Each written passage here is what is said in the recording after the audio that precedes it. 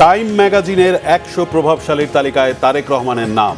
প্রাথমিক শিক্ষা উন্নয়ন কর্মসূচি ১ জুলাই থেকে সংসদে জানালেন প্রধানমন্ত্রী। জ্বালানি তেল নিয়ে মানুষের ভোগান্তি কমছেই না, পাম্পগুলোতে দীর্ঘ অপেক্ষায় মিলছে তেল।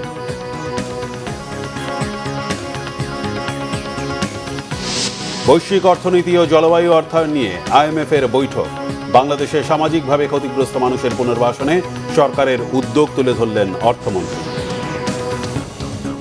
দেখছিলেন ক্রাউন সিমেন্ট সংবাদ শিরোনাম। টাইম ম্যাগাজিনের ২০২৬ সালের বিশ্বের ১০০ প্রভাবশালী ব্যক্তির তালিকায় স্থান পেয়েছেন প্রধানমন্ত্রী তারেক রহমান। বুধবার প্রকাশিত এই তালিকায় উঠে এসেছে তার রাজনৈতিক উত্থানের নানা দিক।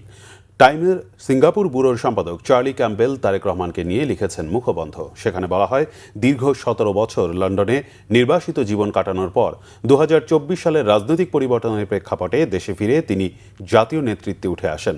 নির্বাচনে ভূমিধস জয়ের মাধ্যমে ক্ষমতায় এসে তিনি দেশের ঐক্য ও অর্থনৈতিক পুনরুদ্ধারের প্রতিশ্রুতি দিয়েছেন। উচ্চ মূল্যস্ফীতি, যুব বেকারত্ব এবং আন্তর্জাতিক সম্পর্কের চ্যালেঞ্জ মোকাবেলাকে এখন সবচেয়ে বড় অগ্রাধিকার হিসেবে দেখা হচ্ছে। এ তালিকায় আরও রয়েছেন মার্কিন প্রেসিডেন্ট ডোনাল্ড ট্রাম্প, চীনের প্রেসিডেন্ট শি জিনপিং সহ বিশ্বজুড়ে বিভিন্ন অঙ্গনের প্রভাবশালী ব্যক্তিরা। প্রধানমন্ত্রী তারেক রহমান জানিয়েছেন, জনগণকে দেওয়া প্রতিশ্রুতি বাস্তবায়নে ১৮০ দিনের কর্মপরিকল্পনা বাস্তবায়ন শুরু হয়েছে। ফ্যামিলি কার্ড, কৃষক কার্ড ও খাল খনন কর্মসূচিতে সাধারণ মানুষ উপকৃত হবে। তিনি সংসদে এসব কথা জানান। জিয়াউল হক সবুজের প্রতিবেদন। বাহ্যিক ছলনা ছাড়া বুধবার স্পিকার হাফিজউদ্দিন আহমদের সভাপতিত্বে শুরু হয় সংসদ অধিবেশন। দিনের শুরুতে প্রধানমন্ত্রীর জন্য নির্ধারিত প্রশ্নোত্তর পর্বে অংশ নেন তারেক রহমান। ধন্যবাদ মাননীয় স্পিকার, ধন্যবাদ মাননীয় সংসদ সদস্য আপনার সম্পূরক প্রশ্নের জন্য। সরকারি ও বিরোধী দলের সংসদ সদস্যদের প্রশ্নোত্তর পর্বে প্রধানমন্ত্রী জানান, সাগরের সম্পদের সুষ্ঠু ব্যবহারে গঠন হচ্ছে সুনীল অর্থনীতি কর্তৃপক্ষ। উপকূলীয় ও ভাঙন কবলিত এলাকার উন্নয়নে নদী শাসন ও খাল খননকে গুরুত্ব দেওয়া হচ্ছে। সব মিলিয়ে নির্বাচনী প্রতিশ্রুতি বাস্তবায়নে কাজ শুরু করেছে সরকার। বিগত নির্বাচনের সময় বাংলাদেশ জাতীয়তাবাদী দল যেই ম্যানিফেস্টো বা যেই প্রতিশ্রুতিগুলি বাংলাদেশের মানুষের সামনে উপস্থাপন করেছিল, সেই প্রতিশ্রুতিগুলোর মধ্যে প্রত্যেকটি শ্রেণীর জন্য আমরা কিছু না কিছু বিষয়বস্তু রেখেছি। আমরা কৃষকদেরকে সহযোগিতা করার জন্য কৃষক কার্ড আমরা ইন্ট্রোডিউস করেছি। ফ্যামিলি কার্ড দেওয়ার প্রক্রিয়া এরই ভিতরে আমরা শুরু করেছি, তাদেরকে স্বাবলম্বী করার জন্য অর্থনৈতিকভাবে। মাননীয় স্পিকার, একটু আগেই খাল খননের কথা শুরু হয়েছে। এই খাল খনন শুধু যে কৃষকদেরকে উপকৃত করবে তাই নয়।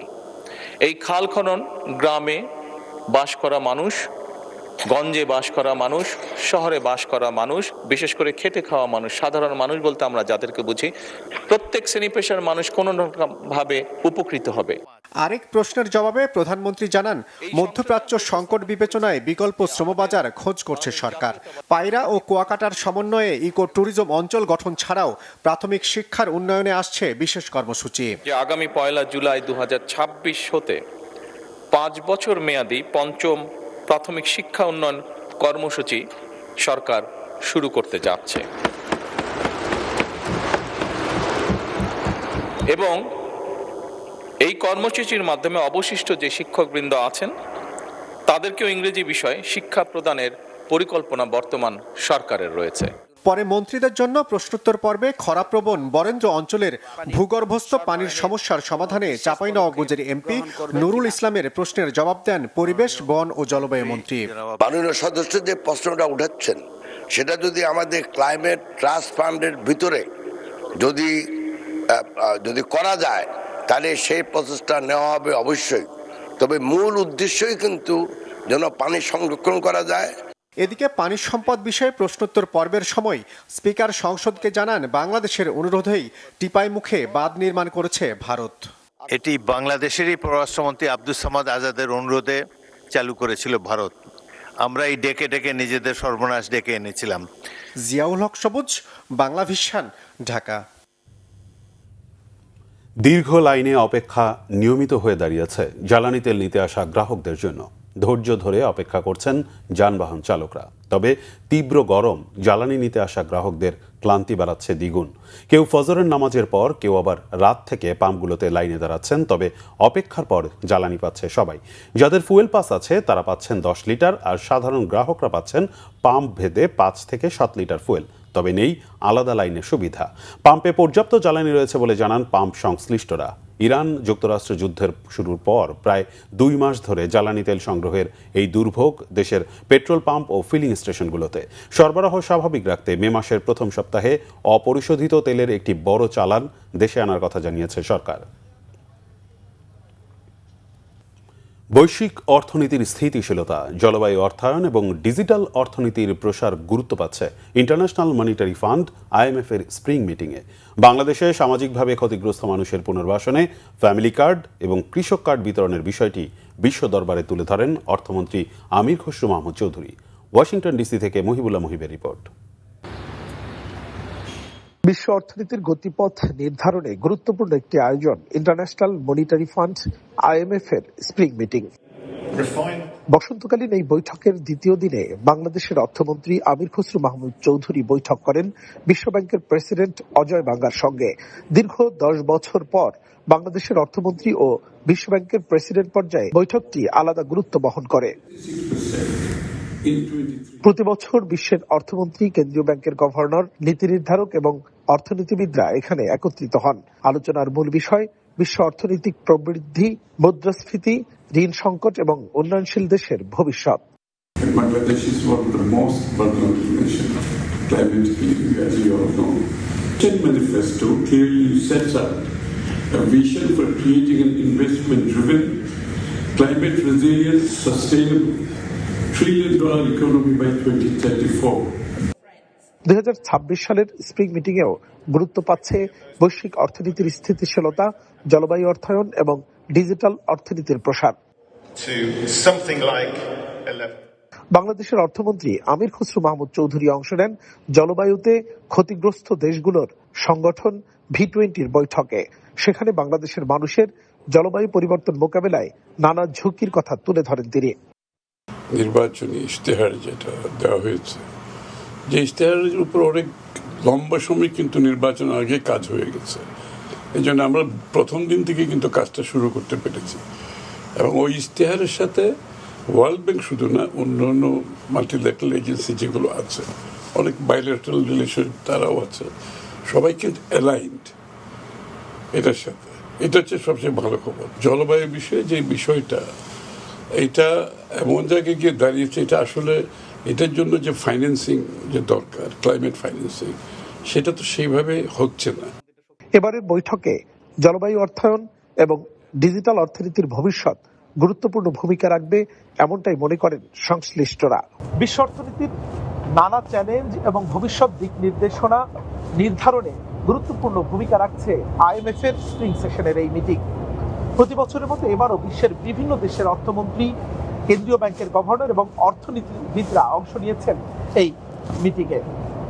অর্থনীতিবিদরা এখানে একত্রিত হয়েছেন। তাদের আলোচনার কেন্দ্রবিন্দুতে রয়েছে বৈশ্বিক মুদ্রাস্ফীতি, অর্থনৈতিক প্রবৃদ্ধি এবং ঋণ সংকট মোকাবেলা করা। বাংলাদেশের অর্থনৈতিক স্থিতিশীলতার জন্য আগামী দিনে বিশ্বব্যাংক এবং IMF এর কাছ থেকে আরও বেশি সহযোগিতা প্রত্যাশা করছে বাংলাদেশ। স্প্রিং সেশনের এই বৈঠকে বিশ্বব্যাংক এবং IMF এর কাছ থেকে আশ্বাস মিলেছে।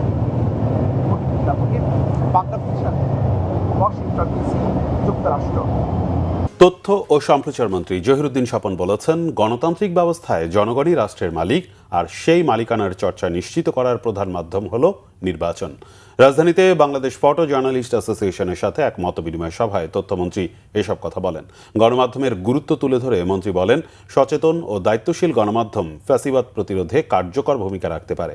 ক্ষমতার ভাইরাস নিয়ন্ত্রণ না করলে তা ফ্যাসিবাদের রূপ নিতে পারে বলে আশঙ্কা প্রকাশ করে তিনি বলেন, সরকার শুরু থেকেই ক্ষমতার অপব্যবহার রোধে সতর্ক অবস্থানে রয়েছে। অতীতের অপরাধ, নির্যাতন ও অন্যায়ের বিচার নিশ্চিত করতে হলে ক্ষতিগ্রস্তদের আইনি প্রক্রিয়ায় অভিযোগ জানানোর আহ্বান জানান তিনি। অন্যথায় এসব অভিযোগ কেবল রাজনৈতিক বক্তব্যে সীমাবদ্ধ থেকে যাবে এবং ভবিষ্যতে নতুন করে ফ্যাসিবাদের ঝুঁকি তৈরি হবে বলে আশঙ্কা প্রকাশ করেন। এটা কিন্তু হারিয়ে যাবে।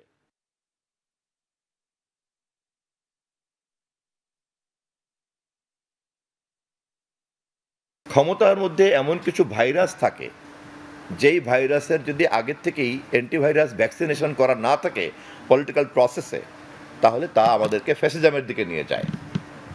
আমরা অত্যন্ত সৌভাগ্যবান, আমাদের মাননীয় প্রধানমন্ত্রী ক্ষমতার এই রোগের ব্যাপারে অত্যন্ত সজাগ আছেন। সূর্যোদয় দেখেই যেমন দিন বোঝা যায়, সরকারের যাত্রা লগ্নেই এমপিদেরকে এই ট্যাক্স ফ্রি গাড়ি এবং প্লট বরাদ্দের জায়গা থেকে বিরত রাখার মধ্য দিয়ে মাননীয় প্রধানমন্ত্রী কিন্তু প্রমাণ করেছেন ক্ষমতার ভাইরাস আমাদের এই সরকারকে আমরা আঁকড়াতে দিব না। আন্তর্জাতিক ইরানের সাথে সম্ভাব্য দ্বিতীয় দফা সংলাপের বিষয়ে এবার ইঙ্গিত দিয়েছেন খোদ মার্কিন প্রেসিডেন্ট ডোনাল্ড ট্রাম্প। আর ইরানের প্রেসিডেন্ট মাসুদ পেজেশকিয়ান বলেছেন সহিংসতা চায় না ইরান।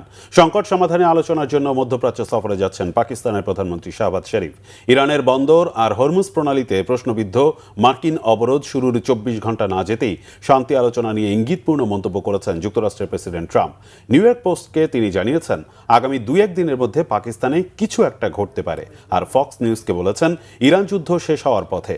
এদিকে মার্কিন নৌ অবরোধের নিন্দায় ইরানের প্রেসিডেন্ট পেজেশকিয়ান বলেছেন যুদ্ধ চায় না ইরান। তেহরানে এক অনুষ্ঠান থেকে তিনি স্পষ্ট জানিয়ে দিয়েছেন আন্তর্জাতিক আইন লঙ্ঘন করবে না তেহরান, তবে আক্রান্ত হলে শক্ত জবাব দেবে। পাকিস্তানের ইসলামাবাদে গত শনিবার অনুষ্ঠিত যুক্তরাষ্ট্র ইরান শান্তি আলোচনা ভেস্তে গেলে দ্বিতীয় দফা সংলাপ অনিশ্চিত হয়ে পড়ে।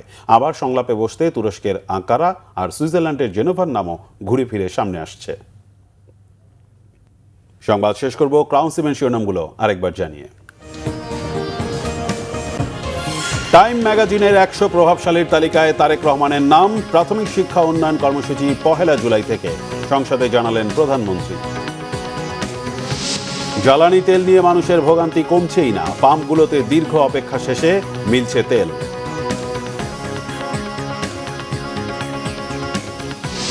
বৈশ্বিক অর্থনীতি ও জলবায়ু অর্থায়ন নিয়ে IMF এর বৈঠক। বাংলাদেশের সামাজিকভাবে ক্ষতিগ্রস্ত মানুষের পুনর্বাসনে সরকারের উদ্যোগ তুলে ধরলেন অর্থমন্ত্রী। এই ছিল এখনকার মতো। পরের সংবাদ সকাল 7:30টায়। দেখার আমন্ত্রণ রইল। ধন্যবাদ।